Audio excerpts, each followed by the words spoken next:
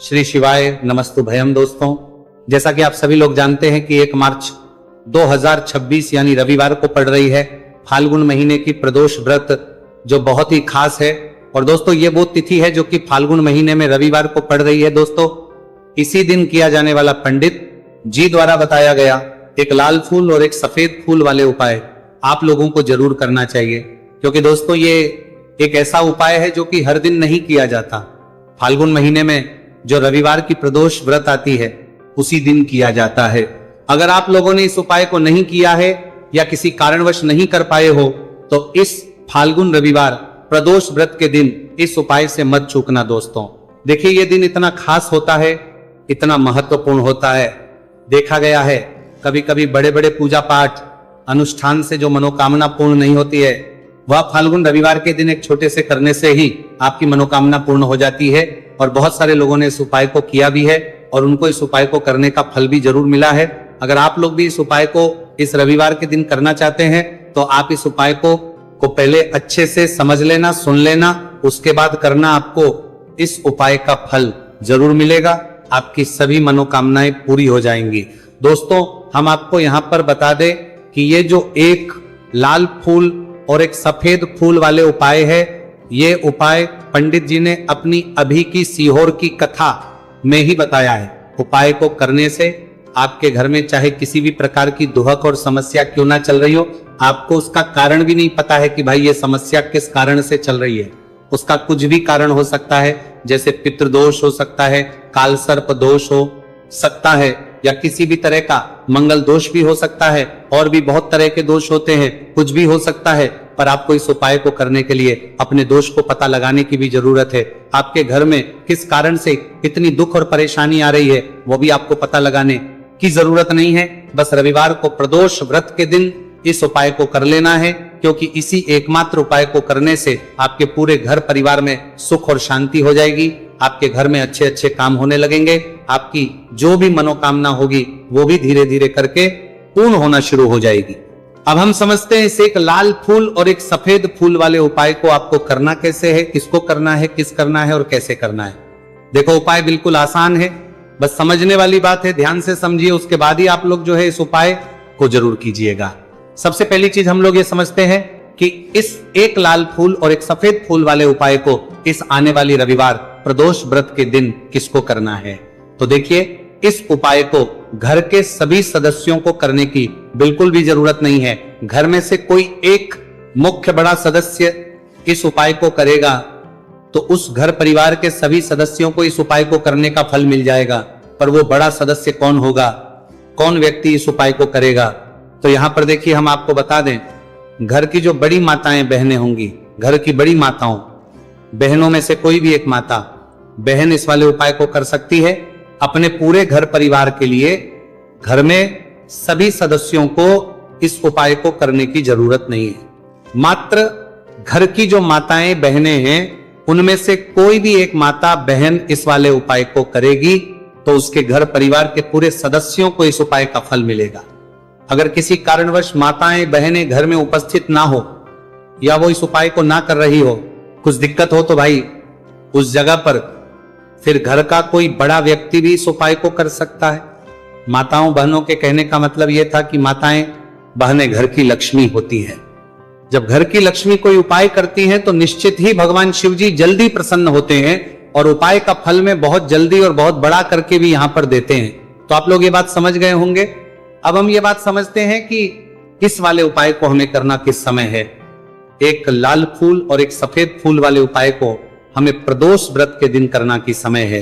तो देखिए, इस उपाय को करने का जो समय है, सुबह का समय भी है और शाम का समय भी है। अब देखिए, यहां पर हम मुख्य रूप से सुबह का समय नहीं बोलेंगे, क्योंकि देखिए ये जो प्रदोष व्रत है, और आप सभी लोग जानते हैं रविवार प्रदोष व्रत के दिन का प्रदोष काल का मतलब शाम का जो समय होता है ना, इस दिन भगवान शिव जी का सबसे प्रिय दिन होता है। तो आप लोग इसे एक लाल फूल एक सफेद फूल वाले उपाय को सुबह के समय भी कर सकते हो और शाम के समय प्रदोष काल में भी कर सकते हो। सुबह के समय अगर कर रहे हो तो 10 या फिर 11 बजे तक भी अगर उपाय करोगे तो भी आपको उपाय का फल मिलेगा। वही अगर शाम के समय कर रहे हो तो इस दिन जरूर शाम के समय का ध्यान रखना कि शाम के 6 बजे से लेकर 7 बजे के बीच में अगर आप इस उपाय को कर सकते हो तो बिल्कुल कर लेना। पूरी कोशिश करना। पर अगर किसी कारणवश इस समय के बीच में ना कर पाओ तो रात 8 बजे तक भी अगर आप उपाय को करोगे तो आपको उपाय का फल जरूर मिलेगा। ये बात आपको समझ आ गई कि आप इस उपाय को सुबह और शाम दोनों समय कर सकते हो।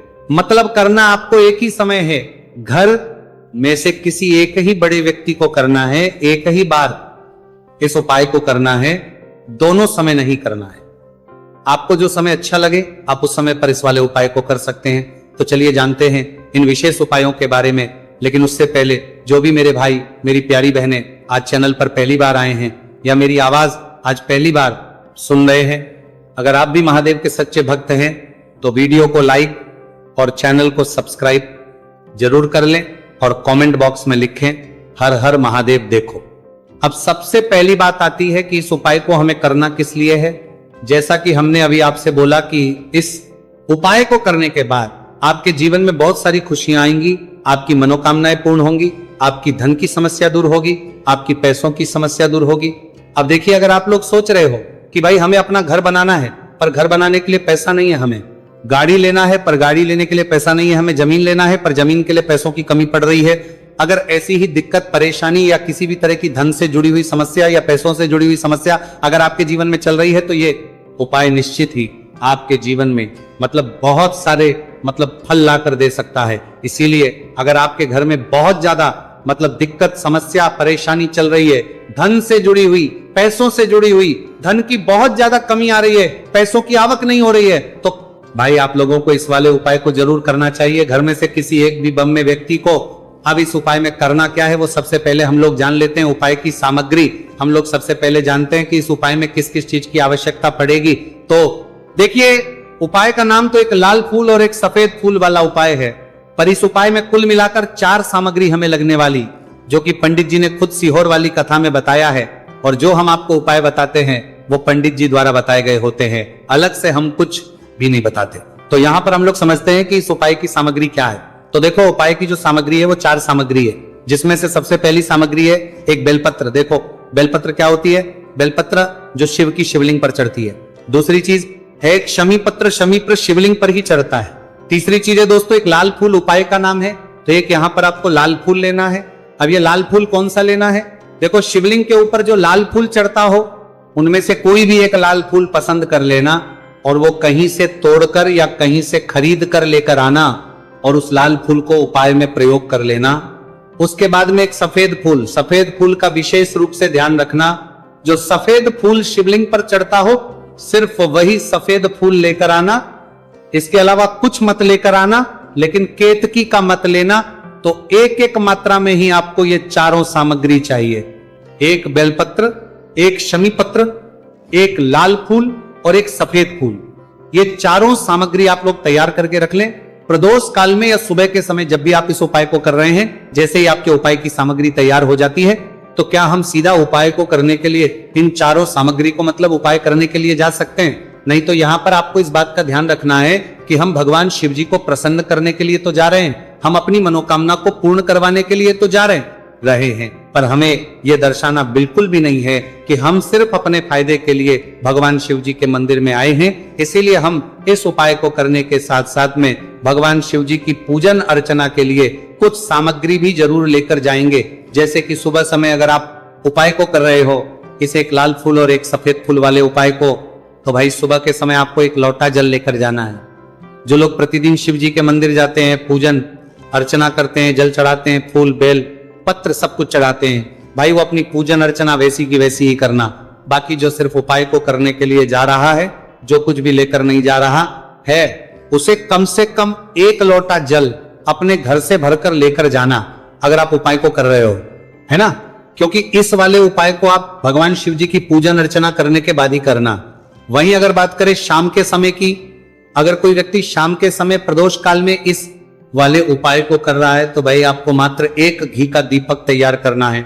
यह बात हम हमेशा बोलते हैं, शाम के समय प्रदोष काल में कोई कर रहे हो ना, तो दीपक का विशेष महत्व होता है। रविवार प्रदोष व्रत दिन का प्रदोष काल में जो भी व्यक्ति दीपक जलाता है ना भगवान शिव जी के मंदिर में, भाई उसके जीवन से सारी दुख और परेशानियां भी दूर होती है। तो भाई इस दिन दीपक का विशेष रूप से ध्यान रखना आप लोग। अगर आप इस उपाय को शाम के समय प्रदोष काल में कर रहे हो, है ना, ये जो दीपक आप लोगे ये आटे का लोगे, जो आटा आप गूंद दोगे उसके अंदर कुछ भी मत डालना, मात्र सादा आटा लगाकर उसे तैयार कर लेना और एक मीडियम साइज का दीपक तैयार कर लेना। दीपक ना ज्यादा छोटा हो ना ज्यादा बड़ा हो, है ना।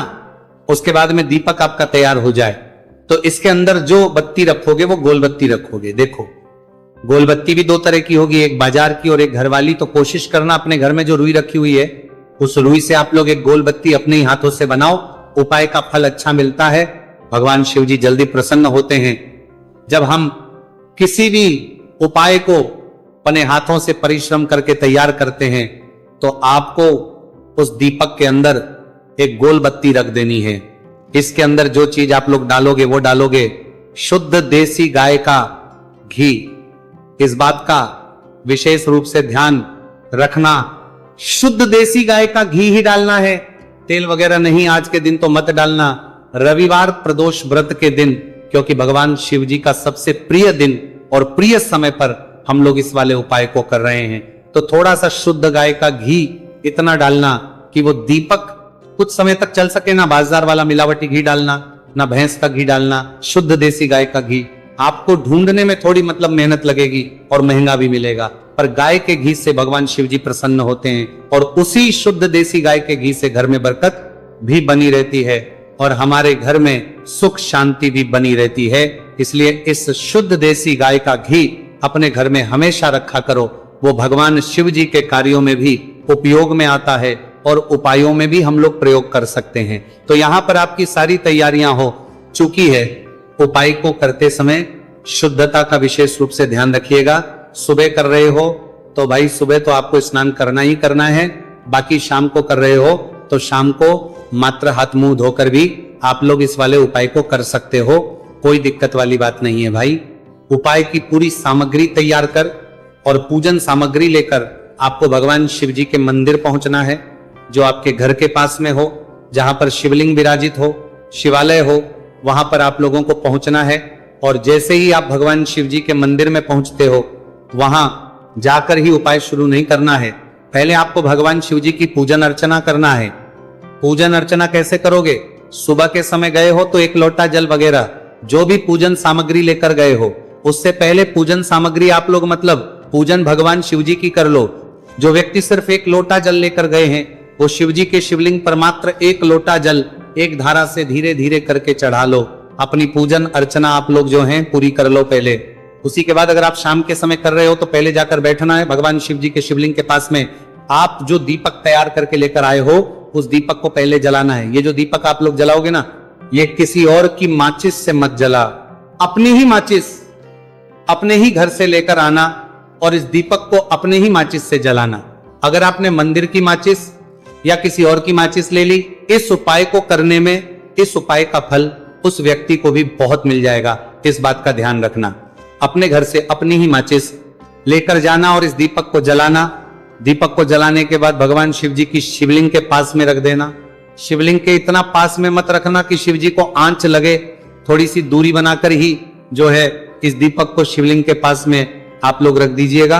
अब जैसे ही आपकी पूजन अर्चना हो जाती है, भगवान शिव जी के शिवलिंग के सामने या आसपास कहीं पर भी बैठ जाइए उपाय को करने के लिए। और उपाय को करने से पहले आप लोग अपनी वो चारों पूजन सामग्री निकाल लीजिए, उपाय की जो सामग्री है वो निकाल लीजिए और भगवान शिव जी के शिवलिंग के ऊपर एक माता अशोक सुंदरी जी का स्थान देख लीजिए। माता सुंदर जी का जो स्थान होता है वो जलाधारी के ऊपर होता है, जलाधारी के बिल्कुल बीचों बीच में होता है। आप लोगों ने देखा भी होगा शिवलिंग की जलाधारी होती है, जलाधारी के बिल्कुल बीचों बीच का जो स्थान होगा वो माता अशोक सुंदर जी का स्थान होगा, क्योंकि यहीं पर हमें ये जो है उपाय को करना है।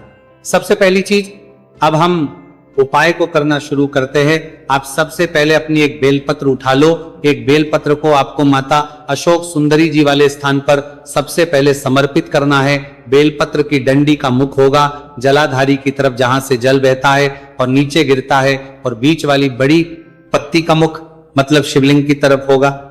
इस तरीके से आपको इस बेलपत्र को माता अशोक सुंदरी जी वाले स्थान पर समर्पित कर देना है। उसके बाद में अपनी एक शमी पत्र उठा लो जो आप उपाय के लिए लेकर आए हुए हो।